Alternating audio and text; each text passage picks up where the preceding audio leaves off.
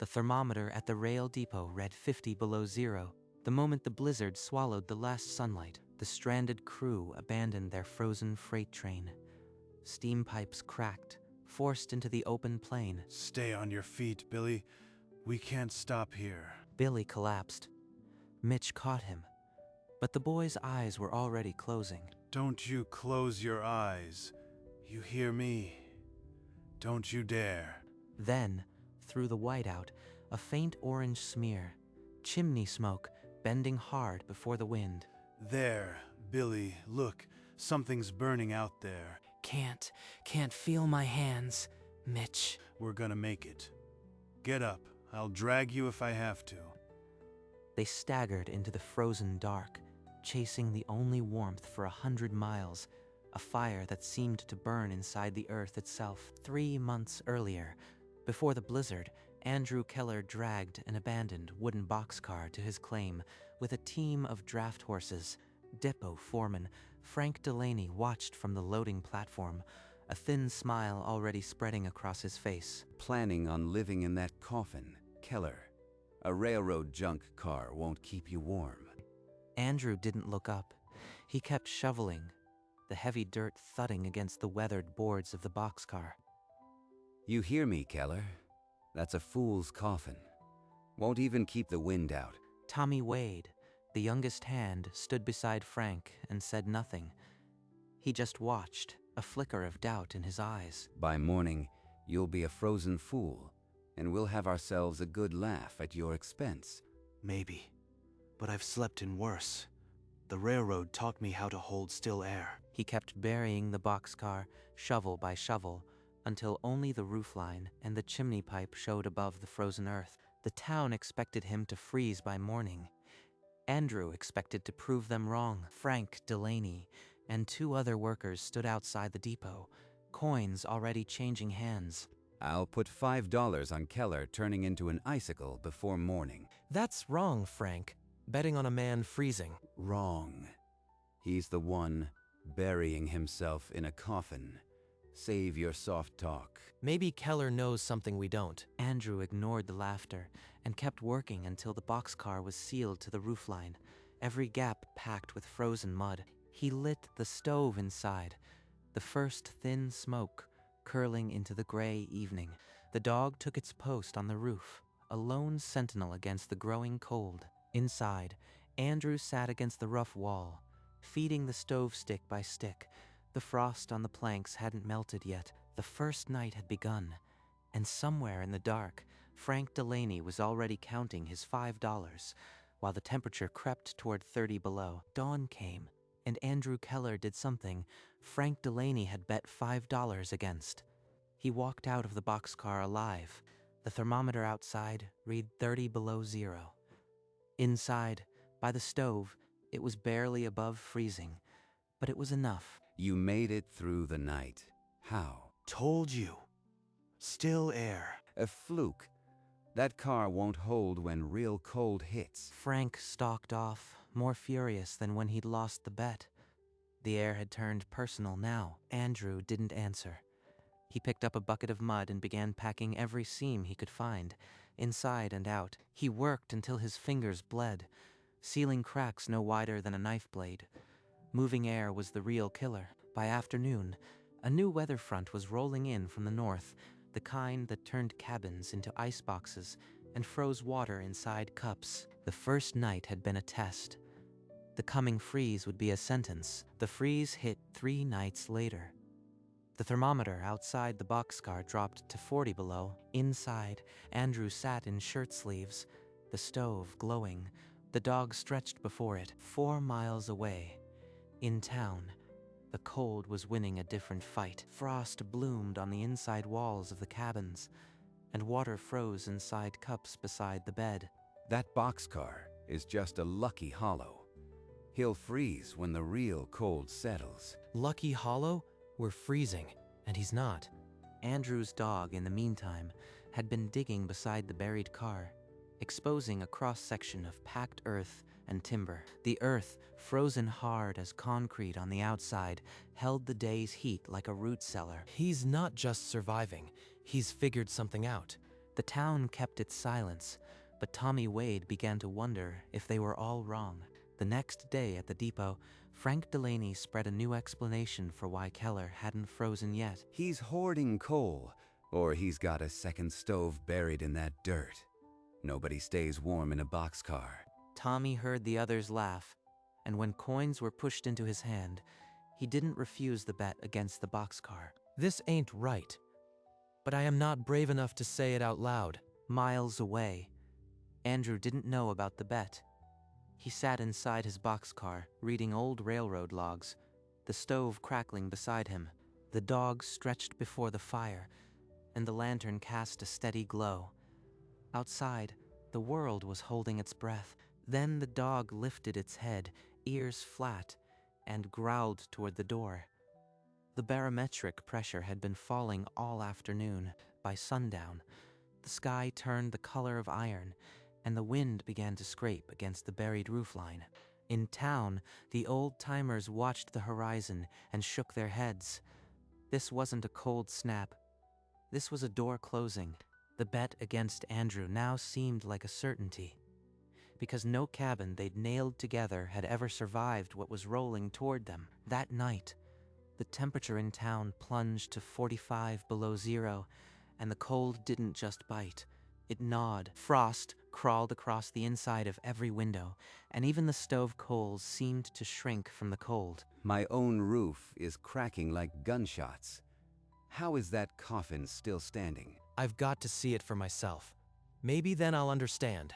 Tommy wrapped his thin coat tighter and slipped out of town, following the distant chimney smoke. In the boxcar, Andrew sat in shirt sleeves, the heat so steady that sweat beaded on his forehead. We're freezing in here, and that fool is probably roasting. Tommy trudged through knee-deep snow, the boxcar's chimney smoke, a thin gray finger against the dark. If I am wrong, I'll just freeze out there with him.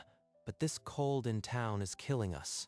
The cold behind him was worse than the cold ahead, and so Tommy Wade kept walking toward the glow. Tommy reached the boxcar and hammered on the door, the frozen wood ringing under his fist. Andrew slid the door open, and a wave of heat spilled into the night, steaming in the cold. Get inside. Standing out there with the door open is just feeding the cold. Tommy stepped inside and the warmth struck him. 45 below outside, and it felt like April.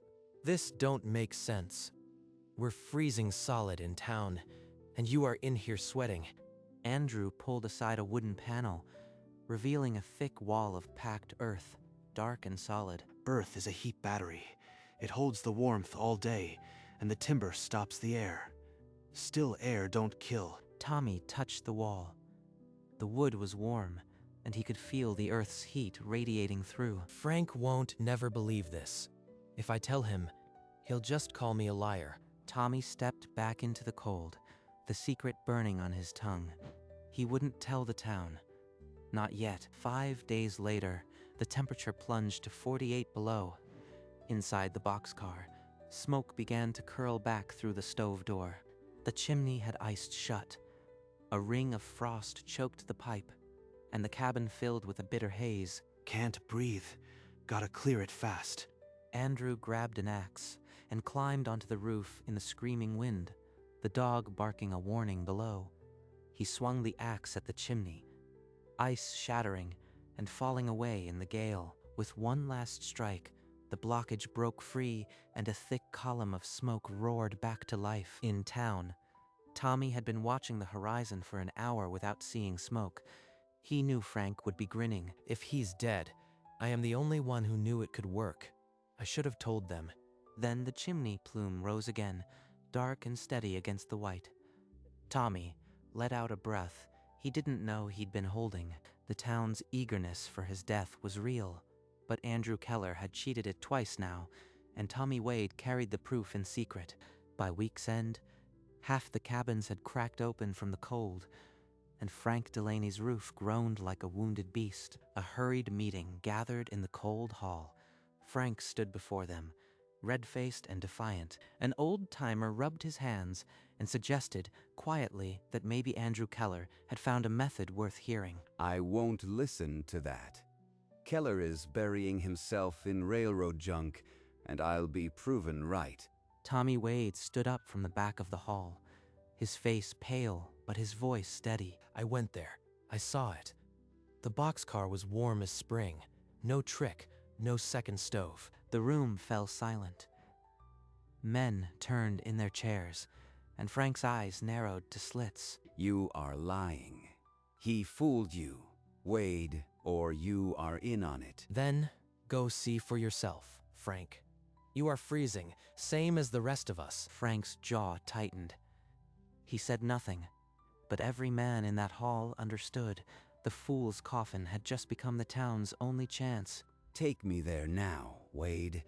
If you are lying, I'll see you frozen. Tommy led Frank and another man through the blinding snow toward the distant chimney smoke. Keller, open this door. I want to see your lie. Andrew opened the door, and a hot gust hit Frank, making him stumble backward. Inside, the stove glowed. The dog lay sleeping, and Andrew stood in comfort, sweat on his brow. Frank stepped in and pressed his palm against the wall. The wood was warm, not just free of frost. Still air, Frank. The earth holds the heat. No trick. Frank stared, his face a mask of disbelief. He said nothing. Tommy waited for a word. Frank only turned and walked out, his silence louder than any confession. Andrew watched them go, the warmth of his buried car a quiet answer to the town's mockery. Word spread. Frank Delaney had walked into the buried boxcar and walked out silent. By evening, some townsmen packed earth against their walls, but the frozen ground fought back. It's not the boxcar, it's the earth. He buried it like a root cellar. But the ground was iron hard. Most gave up, their cabin still cracked and leaking heat. The barometer fell off a cliff that afternoon. Old men called it a once-in-a-lifetime blow. Andrew doubled his firewood and checked every seam one last time. This one's gonna test every inch of earth I packed. 40 miles up the line, a freight train's steam pipes froze solid. The crew abandoned it. They stumbled into the whiteout, chasing a faint wisp of smoke, the same blizzard that would swallow the sun 3 months later. The test was finally here, and the fool's coffin was the only shelter that stood a chance. The blizzard hit the stranded train, and the steam pipes cracked like brittle bone. The locomotive was dead. We have to walk. Stay close, Billy. Don't let the whiteout separate us. They abandoned the train, stepping into a world of white noise that erased every landmark. Mitch, my feet are froze. I can't feel my legs no more. Keep moving. We find shelter or we die. There's no other way. There's no other way. The trail to town had vanished. They were lost in a whiteout with no landmark but the howling wind. There's a map I saw last spring. A chimney marked in the middle of nowhere. Maybe someone's out there. This way, Billy. I saw a map once. There's a chimney out here somewhere. We're gonna find it. They turned away from the town, heading into the deeper white, chasing a memory of smoke. If they were wrong, the cold would bury them. If they were right, Andrew Keller's chimney was their only chance. Inside the buried boxcar, Andrew sat listening. Beneath the storm's roar, a distant whistle sounded, faint but human. That's a train whistle. They're stuck out there in this. He remembered the schedule. A freight due tonight. The crew would die without shelter. I can't go find them, but I can make this place a beacon. Andrew opened the stove and fed it logs until the iron glowed. Smoke poured from the chimney, thicker than ever. He hung a lantern by the door, its flame trembling in the gale, a tiny star for lost men. That'll burn through my wood in a night. But if it saves them, it's worth the risk. He pulled on his coat and cracked the door, listening into the whiteout, the dog at his side. Then he waited, feeding the fire, praying the smoke would be seen. Outside, 50 below and blind. Inside, a man and a dog turning a junk car into a lighthouse. They had been walking for 2 hours, Billy dead weight on Mitch's shoulder. the cold grinding them down. Don't lie down. If you lie down, you'll never get up. Then, through the swirling snow, a faint orange blur, a lantern's glow, and above it, a column of smoke. Billy, look, smoke. That's the chimney. We found it. A dog's bark cut through the wind, sharp and close, as if guiding them in. We're nearly there, kid. Just a few more steps. Don't you quit on me now. Warm. I can almost feel it. Keep going. They dragged themselves forward, the glow now a steady beacon in the whiteout. Please let the door be open. Please let someone be there. The buried boxcar took shape, a chimney puffing thick smoke, a door glowing faintly. The fool's coffin was ready, a faint shout cut through the wind. Andrew threw the door wide and yelled into the blizzard. A desperate voice answered. The dog barked, tail stiff, knowing the sound of fear. This way. Follow my voice. I've got a fire burning. He grabbed a rope and a wool blanket, then stepped out, shutting the door to keep the heat in. Over here. We're near the chimney. My friend can't walk. Andrew tied the rope to the doorframe and plunged forward, the dog beating a path ahead. He found them 100 yards out, two shapes, one sagging, the other barely standing. Wrap him in the blanket. Take my arm. We're 50 steps from the door. Andrew took Billy's weight, Mitch on the other side, the dog pressing close. They moved as one. The lantern's glow grew, and the buried boxcar's door loomed, a promise of warmth in the frozen dark. Andrew and Mitch hauled Billy inside, slamming the door against the blizzard's roar. The sudden silence pressed in, and the warmth struck them like a physical blow. Steam rose from their frozen coats as the heat seeped in. It's like spring. How is this possible? Andrew didn't answer. He pulled heavy blankets from the bunk and wrapped Billy's still form, tucking the edges tight. Stoke the fire. Keep it red. I'll get broth. Mitch knelt by the stove, his shaking hands feeding it wood, while Andrew set a pot of broth to heat. Billy's eyelids fluttered, but he didn't wake. The frostbite on his cheeks seemed less gray, the color slowly returning. He'll need time. The cold got deep, but he's breathing steady. You saved us. I don't understand this place. Andrew glanced at the packed earth walls and said nothing. The boxcar hummed with stored heat, a fortress against the cold. Billy's eyes fluttered open.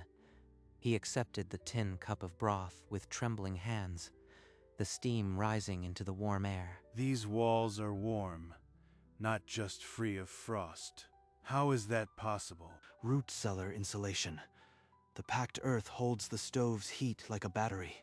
Still air doesn't kill. My cabin at the yard is freezing. This junk car is better built than anything we've ever nailed together. The town called it a fool's coffin. But Earth doesn't care about pride.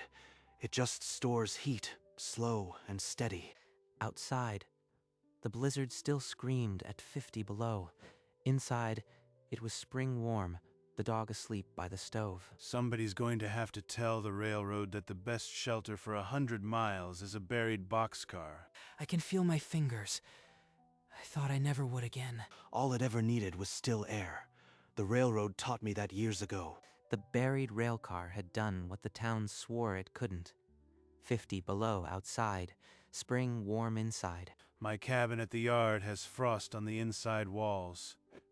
Here, it's like spring. It's just a boxcar that learned to hold still air, nothing more. This boxcar saved our lives. The railroad will hear of it. I promise you that. Outside the frosted window, the blizzard still screamed at 50 below, but the panes held firm. They called it a fool's coffin, but it's the best shelter I've ever seen. Earth doesn't care about pride. It just holds heat, slow and steady.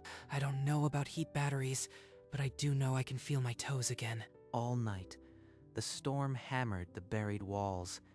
Inside, the 3 men and a dog slept warm. When we get back, I'll tell everyone. The best shelter for 100 miles is a buried railcar. Andrew said nothing. The walls had already spoken. Dawn arrived, and the blizzard had spent its fury. A pale sun lit a world remade in white. Andrew slid the door open. Fresh drifts had climbed the walls, but inside it was still warm. Billy, can you stand? Billy rose on unsteady legs. The frostbite still stung, but he could walk. Chimney smoke still curled upward, and the dog kept watch on the buried roof. Keller, you are the best engineer this railroad never paid. He clasped Andrew's hand firmly. No more words needed. Just a railcar that learned to hold still air. Take care of yourselves. They turned toward the railway line, the tail of the buried boxcar carried in their steps. Andrew and his dog watched from the doorway until the figures vanished into the endless white. Days later, the freight crew limped into town with a story too wild to ignore. A buried boxcar, glowing warm in 50 below, and a man who pulled them from the freeze. He should be dead. That coffin can't be that warm. But Frank's voice had lost its edge. He stood, cap in hand, staring at the distant chimney smoke. It was never a coffin, Frank. It was a root cellar. Tommy gave a small nod, and Frank said nothing. The wind shifted, and for a moment, the smoke bent toward town. No grand speech, no apology. Just an old foreman who finally understood. The town's mockery had died in that blizzard, replaced by a grudging silence, and Andrew Keller's chimney still rose against the plain, a quiet answer to a question nobody asks anymore. Spring came.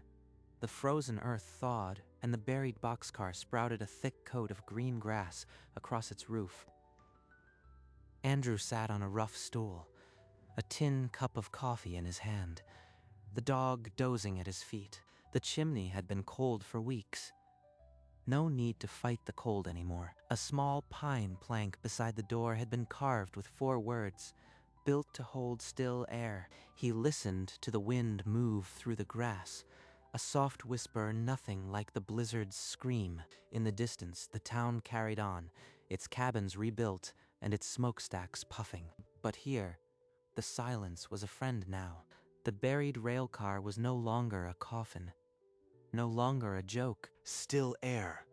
All it ever needed was still air. Under the warm sun, Andrew Keller and his dog rested beside the earth-sheltered railcar, and it was enough.